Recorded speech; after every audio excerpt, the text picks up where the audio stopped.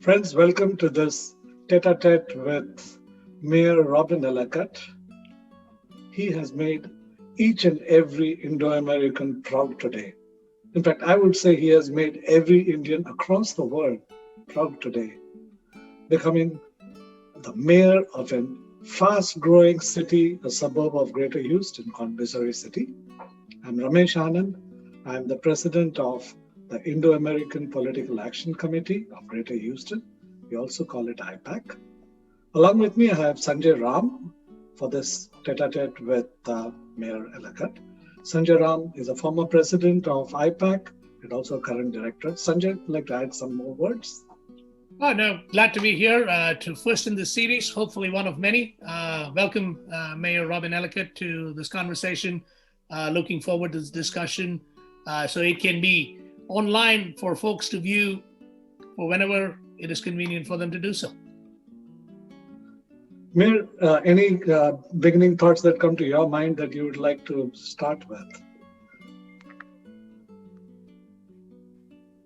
Sure. First of all, I want to thank IPAC and both of you. Ramesh, you and I known each other for a long time, as well as Sanjay. I think we have crossed our path before when I was on city council. So I'm just excited. This election was a tough election. No doubt. I think Ramesh knew. You both of us talked about this. But at the end of the day, I think November 3rd, we couldn't make it happen. But in the runoff, for sure, we were able to make this happen. So I'm excited. It's a new year, and want to wish both viewers of IPAC Happy New Year. Thank you. Mayor, I want to start straight off with a question, given that we are working with a restricted time frame. And let me hit the ground running with pandemic. How are you addressing it from a city perspective? I know that there is a trickle down. It starts right from the federal to state to county and comes down to the city. How are you addressing, given the limited responsibility or other limited authority that you have, but at the same time, how are you handling it? Yes, it's a very important topic, especially in 2021 with vaccination that's here. So here's a couple of things I've done since I've started. I've already had my first virtual conference with the citizens of Missouri City. So it's on the website. If you look at Missouri City, that's there. So we had our medical director for City of Missouri City. Again, that's contracted through Fort Bend County. And then we had our acting fire chief, along with others, State Rep Ron Reynolds. So we were able to have all the major stakeholders in Missouri City to come out and talk about Missouri City and, with COVID, where we stand. What are some of the things that we're doing in Missouri City? We had one of our pharmacy, Glen Lake Pharmacy. The pharmacist was able to join us, also talking about the effect of vaccination, side effects if there may be any. So we had one already, and next week we're going to have the second one. Ramesh, you brought up a good point. Obviously, this is coming through the federal and then to state and then through county. Harris County has, done a great job, as well as Fort Bend County. And then we have our local hospitals. All the hospitals we have, especially in Fort Bend County, some of the hospitals that we have. So all the mayors of local cities have been in conference calls, in communication with county, and figuring out how we work this. We have, once every two to 3 weeks conference with the hospital CEOs, understanding what they're doing, how many of the vaccines that we're getting. So it's a very important task for all the mayors, regardless of what town where you're at.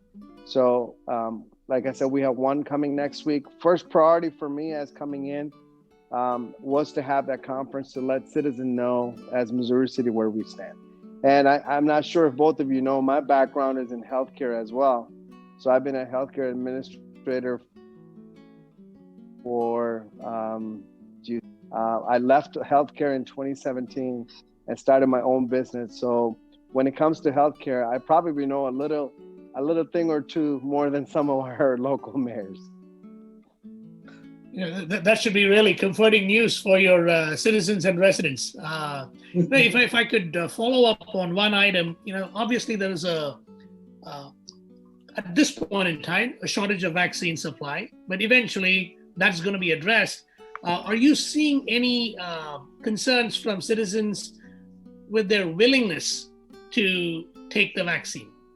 Because, we're all in this together. If enough don't take it, it doesn't really help if only a small percentage of folks end up taking it. So what I find interesting is you have two components to that.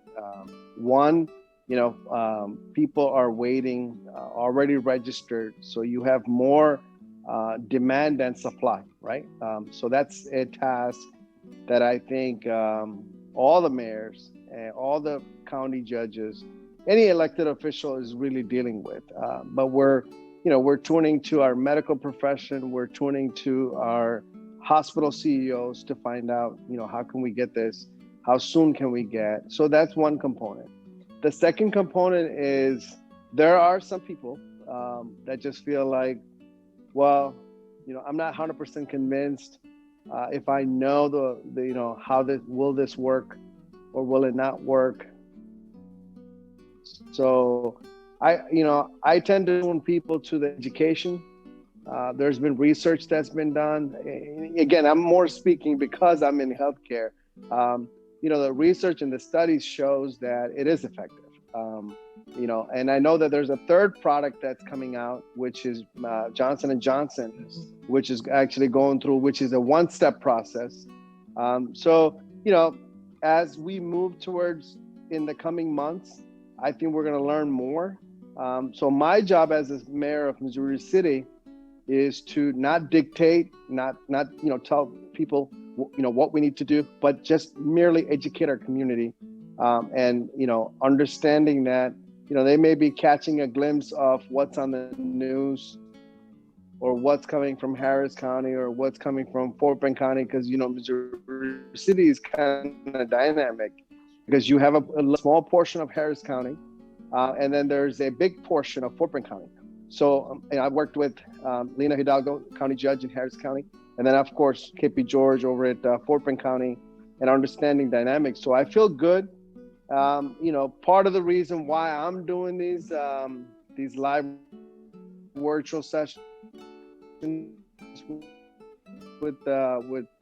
for residents, just did miss that county or any of the county information. We're putting it out to them one more time. Sanjay, all yours.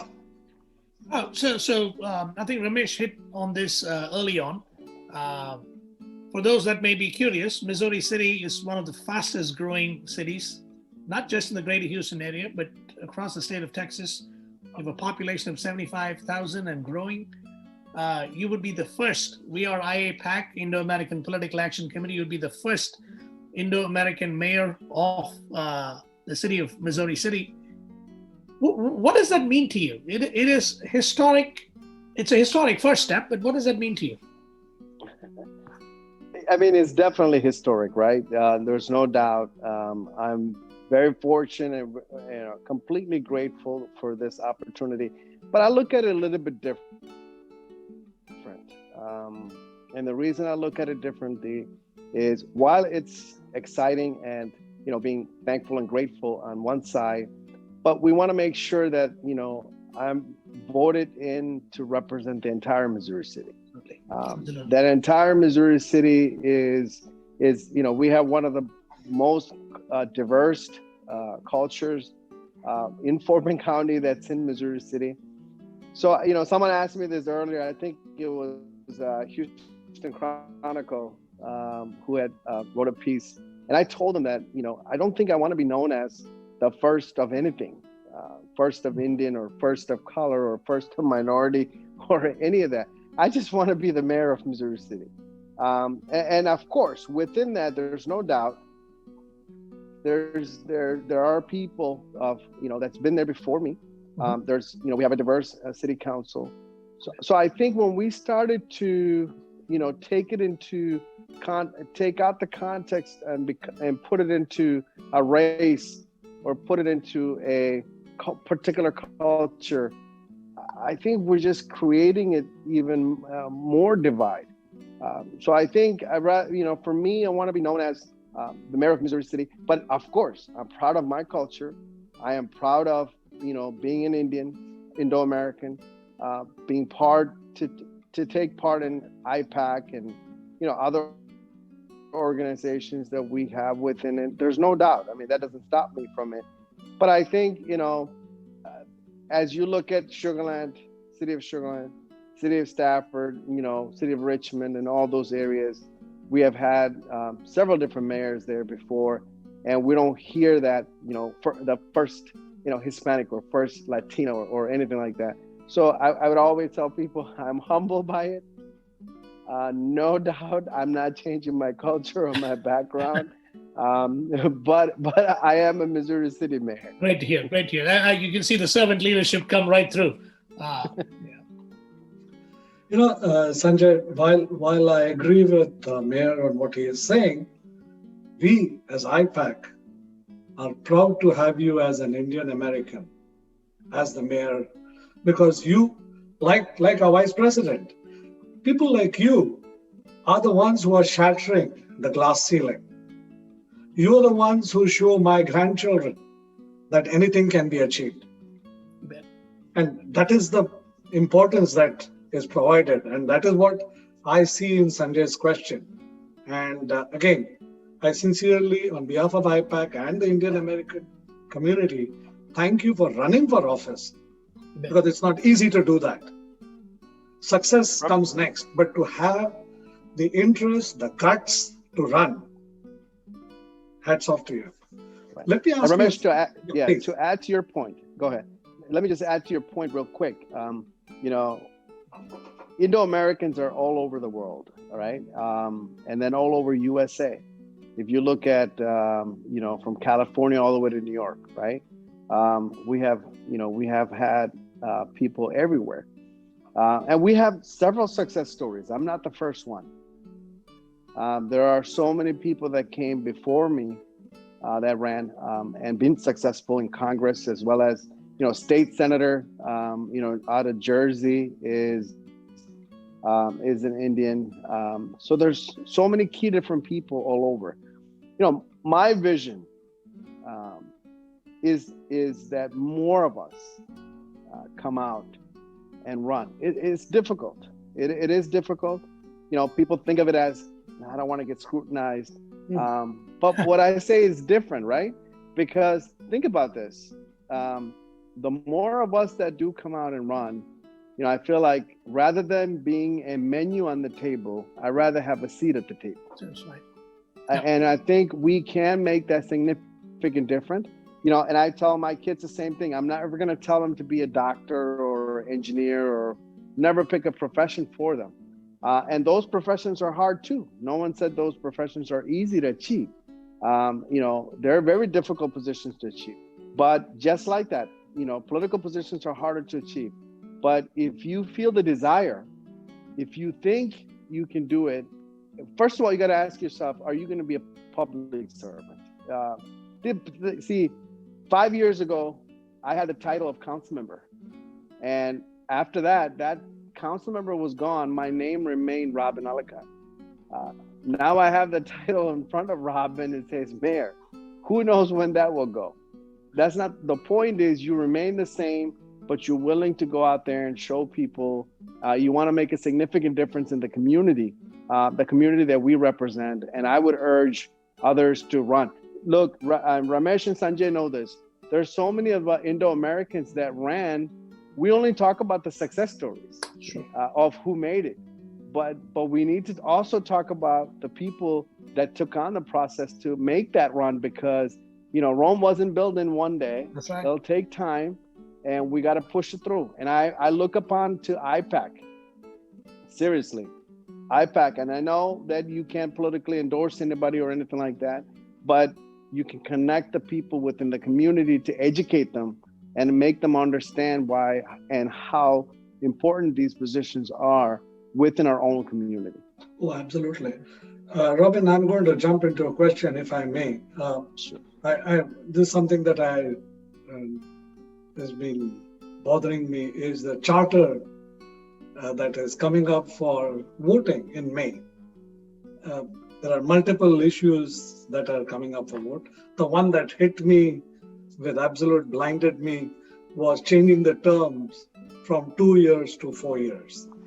And this is something that question being asked by a couple of my friends is, if something is working, why mend it? And if it's been 2 years for so long, why would you want to change it for 4 years? What if we get a lemon? Then we are stuck with the lemon for 4 years. Instead of that, why not let it just continue for 2 years? And this is just again questions people ask. But I would love to know your thoughts. It's something that, since it's coming up for elections, for voting in May, I'm sure all our citizens of Missouri City would like to understand before we can make sure they go and vote for the right reasons. Yes, very good question. I'm glad you asked that.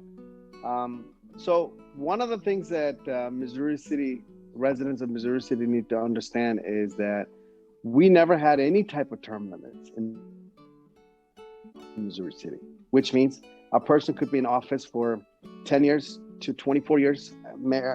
Former Mayor Alan Owen was in office for 24 years. Or Mayor Ford now, who is only in office for two years. Or you can go on to, 50 years, Leonard Scarcella in Stafford. So one of the platforms that I pushed for when I was running for mayor this time, that I will put term limits into Missouri City. So the term limits I'm looking for is a maximum year a person can serve, mayor and council. That was the goal. So in 2020, every 4 years, Missouri City's charter, which is like Missouri City's constitution, right, are looked upon and reviewed and make possible, recommendations to city council. So the previous mayor had put together a group of citizens, and the Charter Review Commission is based off of citizens. I've served on that committee after I left city council in 2016. So it's every 4 years. So this year was 2020.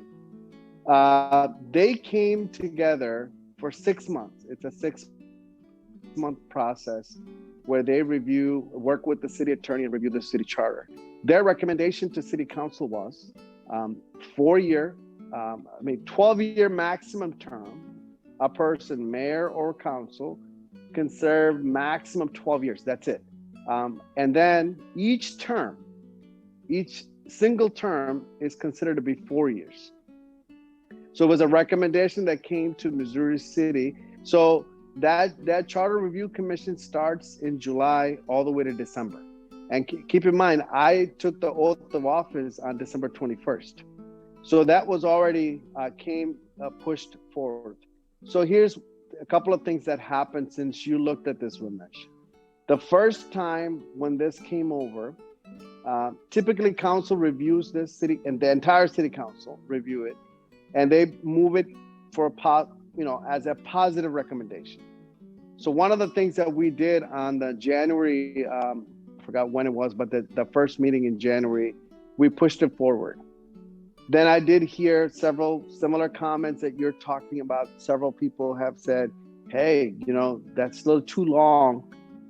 And we needed to go back to looking at something else.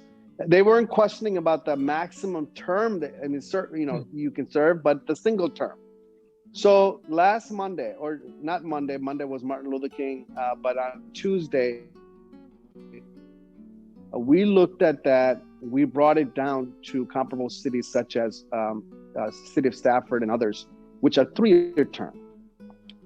So we took it down from the recommendation that was given, even though we voted on it. This was the last meeting on this past Tuesday, was the final and last opportunity to make any changes before it appears on the ballot. So we brought it down to a 3-year. And people ask, why a 3-year?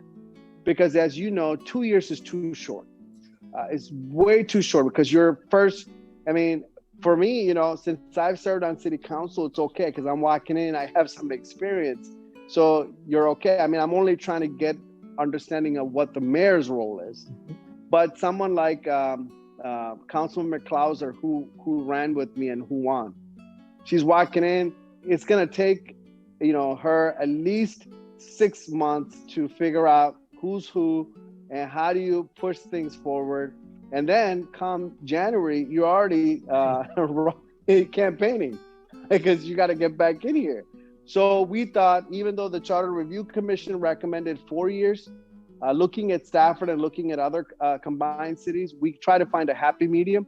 So, and put out for 3 years. Again, keep in mind, just because the city council pushed it forward doesn't mean that it gets approved. The citizens of Missouri City has the right to vote for 12-year because it's going to be, it's not going to be all bundled together. It'll be the first thing would be, do you want 12 years maximum, yes or no? And if you vote no, that means that's dead. The second thing is, do you want 3 years for a single term or no? And if you vote yes, it passes. If you vote no, it dies. Thank you. Sanjay. So what's going to appear on the ballot in May is a separate question on the 12-year term limit and a separate issue on whether it should be a 3-year term or stay a 2-year term. Correct. Lots of interest, especially for folks in Missouri City. To your point of when you're new, and if you don't have prior experience on council like you do, the learning curve is pretty steep. And by the time you learn it, it's time to run again. Maybe you should tell our friends at the federal level not to do this every 2 years too. So, having said that, you've spent time on city council. You've seen how this works. You've spent time post city council as an engaged. Absolutely, and especially when you get into a runoff, if it happens, I mean, and it could happen at any time, right? And then now you're going through it. So it gives a council member or a mayor, it doesn't matter who it is, an opportunity to win, and then 2 years to put things in place, and then a third year to make sure that it gets finalized, because some of the bonds and things like that, it takes time, right? It doesn't happen overnight. So I think it's a happy medium. And also I agree with Ramesh. If you have a lemon in office and you're in there for 4 years, it's too long and it's too brutal. No, so you obviously, through your time on city council and then taking a break, you've seen it both from an engaged citizen, an elected official, back to an engaged citizen, and now mayor. What do you have as your top couple of initiatives that you would like to accomplish in your first 2-year term or in your first 3-year term, subject to what the voters say in May? What would be your top initiatives that you'd like to see implemented, not just started? So as I talk about that, I just want to make sure our audience are clear. My term will be for 2 years. Okay. So it'll start, even though people vote on it, it only starts with the next election, right? Okay. So whoever is in right now, for example, whoever comes up this year will come up. And then from this year onwards, it passes, they go into a 3-year. And then I come up next year in 22, and if it passed, I will go from 22 to 25, right? So that's the way how it works. So right now it wouldn't matter. It's just still 2 years. So as to your question, some of the things that I wanted to do, Sanjay, I mean, I think back in 2009 to 2015, when I was on city council, I think one of the major accomplishments for that district at that time was infrastructure. Sidewalks, streets, all of those. So I was I would say an advocate to, so to speak. I was able to get that in 2009, believe it or not, it was $150,000, not $150 million, $150,000 was all you had allocated for sidewalk and for the entire city. Whoa. For the entire city. Right. Now, I mean, we're not talking a district, right? So when I left city council in 2015, that number was at about 850,000. I was able to push that number to get a lot of the infrastructure done for Missouri City. And today that number is somewhere around 1.4 or 1.5 million. And of course, that's still not going to fix the problem. We need more. But we have to compensate and look at what's, you can't put all your money into streets and repairs. But one of my major things that I want to accomplish is the older part of Missouri City. Mm-hmm. Not the part that's Siena and the older part, especially in District A, which is there's a small portion of Harris County. And then you have District B, which really the true older part of our city. As I campaign through the elections, I've noticed that, when you hit the doors, people will tell you, why should I vote for you? Because every one of you will come up and say they're going to do something, and then, we don't hear from you. That was a very touching point for me, right? Because as a candidate, you ask yourself, you're in front of these people and they're, you're asking them to open up and tell you what the problems are. And they're telling you, and are you really going to do something about it? Mm-hmm. So my goal is definitely to put money into District A and District B, the older part of Missouri City, to fix some of those. Now, I can't promise and that we're going to fix every single one of them, but I can guarantee you, if I'm a taskmaster, I will make sure that gets on the task and gets done. Number two, as far as I can remember, being in Missouri City, every mayoral election, right? You have district elections in one year and the mayor and a large elections in the following year. Mm-hmm. Every election, people is a hot topic in Missouri City is Texas Parkway and Cartwright. Right. It's an ongoing issue. So we talk a lot about Texas Parkway every election. The community gets hyper, and they want to know what we're going to do. And as soon as the elections are over, nothing gets done. So for me, I'm creating a committee. I've already have that in the works. It's coming out this Monday, which will put 7 citizens from Texas Parkway to create a committee called Texas Parkway Development Committee, which includes 7 citizens. It'll include 2 council members, which are District A council member and District B, because obviously it's there, to head that project. As we are inviting developers to come in, we're going to have that committee look at those plans and seeing how we can do. When you think of Texas Parkway, for people who live in Missouri City, one side you have Gessner and Beltway. The opposite side you have Fort Bend Toll Road and Texas Parkway.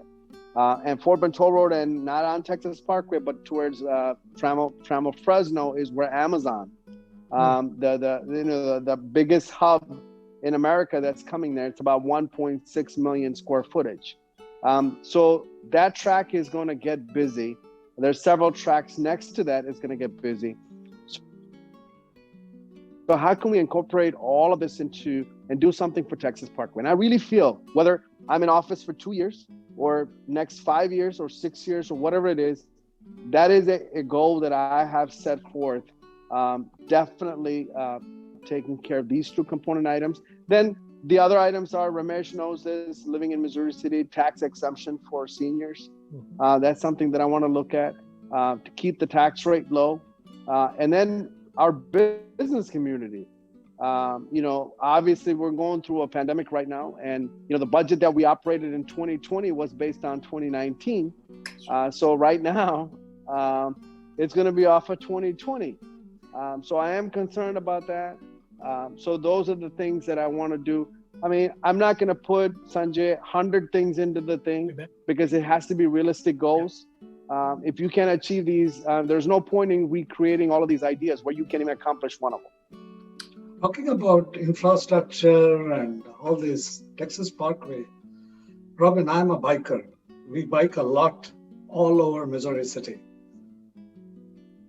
Would you consider taking up seriously, and this I'm talking on behalf of all my biker friends, I'm taking the opportunity, seriously consider working on ways to make our streets of Missouri City more biker friendly in whatever way you can, whether by virtue of a separate lane, making Yes. rules for the city. So let me answer that.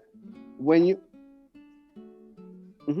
So when you're on P&Z, as most of IPAC know that Ramesh Anand was a planning and zoning commissioner for Missouri City. So I believe it was in 2013 or 2014. There was a study that was done. We spend money. Missouri City spent money to do a study to see that how we can get bike trails to go throughout our city and to have that be able to exactly what you're talking about. So that study is there. And I do recall former council member Don Smith and I, former council member Don Smith and myself were the two people that was looking at this project and had a study done. Now, where that study went, I have no idea. But as you brought up, I mean, especially where I live right now, I travel through LJ Parkway, through the Siena side, through University, and you see tons of bikers that are out there. And, we need to look up. One is we need to make sure that they have a place that they can ride and they can feel safe. And number two is, I didn't think the cost was that much. When we looked at this study back in 2013 or 14. So this is something that definitely, we need to look at because we need to make sure. And it's part of that, I think Michelle Obama had talked about, the health, the healthy options, giving kids an opportunity to make sure that they have things to do.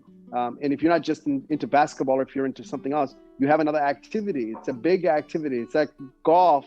It's becoming a big, cycling is becoming a big thing, especially down in Texas. I don't know about other areas. So it is definitely something that we can look at, Ramesh. In fact, Sanjay had an analogy. Sanjay, please. I was going to say, before I get there, I really like the idea of you taking bite-sized things that you can actually get accomplished because ideas are abundant. Getting things implemented is what takes real discipline and commitment to get done. And so that's music to, I'm sure, all of our listeners.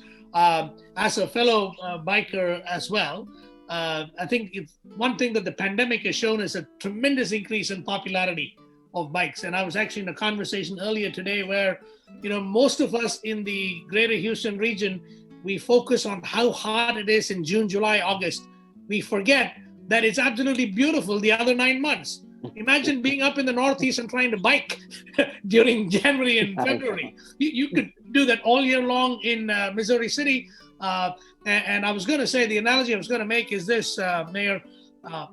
Your fellow mayor of a similar sized city, South Bend, Indiana, went on to be a presidential candidate. I'm talking about Mayor Pete Buttigieg, who is now the Transportation Secretary nominee.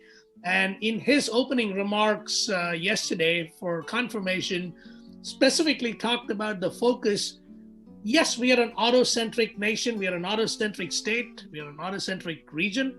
But the focus should also be on other ways that people get around, whether it's by bus, by train, or like we just talked about, pedestrian and bikers. So it looks like you might even have some federal policies that might be coming around that could help advance some of these. I feel like we're just getting warmed up. I can almost see Mayor Robin Elackatt getting ready to go with more things to talk about, but we talked about keeping this to 30 minutes. We're really glad you're the first to kick off this series.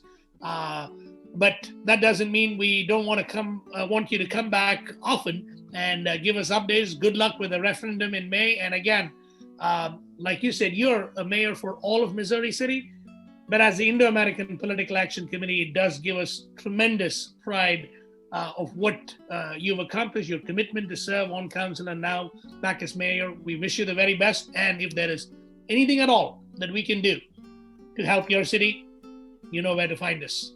With that, thank you and have a great rest of the weekend. Thank you. Thank you, Mayor.